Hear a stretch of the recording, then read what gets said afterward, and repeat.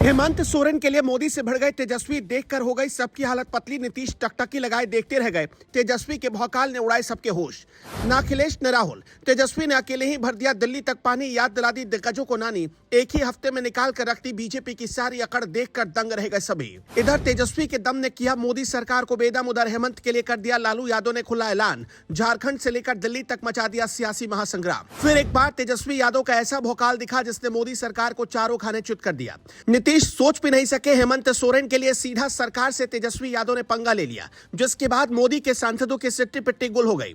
इतना ही नहीं, लालू के लाल ने एक ही हफ्ते में अपनी बादशाहत से बीजेपी की सारी बखिया उधेड़ कर रख दी है। आए दिन विपक्षी नेताओं पर जुल्म ढाने वाली सरकारी एजेंसियों को खुला तेजस्वी यादव ने ललकारा है।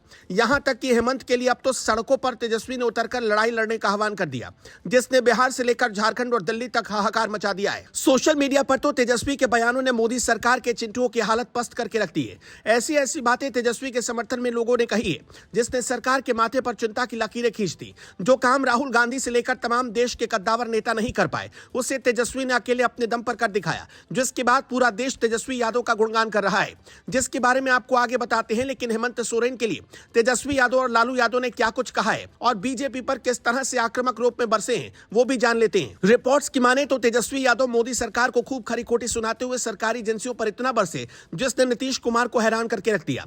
तेजस्वी यादव ने खुल्लम खुल्ला ईडी से लेकर सीबीआई और चुनाव आयोग पर बीजेपी के डर से काम करने का आरोप लगाया। साथ ही तेजस्वी का कहना है कि एक हफ्ते के अंदर बीजेपी ने बिहार, झारखंड और चंडीगढ़ में लोकतंत्र को तार-तार किया है और अहंकार में जो सरकार डूबी हुई है उसकी हेकड़ी जनता अब तोड़ कर रहेगी।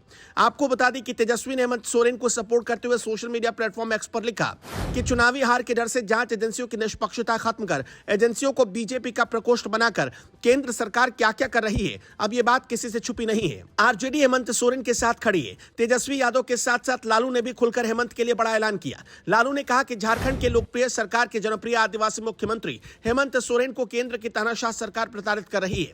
भाजपा की घिनौने हथकंडे अल्प समय के लिए परेशान तो कर सकते हैं, पर पिछड़े, दलित, आदिवासी, अल्पसंख्यक और हाशियों पर रहने वाले समूहों के संकल्प और महत्वाकांक्षाओं को पराजित नहीं कर सकते। भाजपा का डर जग जाहिर है और जनता भी ये बात अब समझ चुकी है।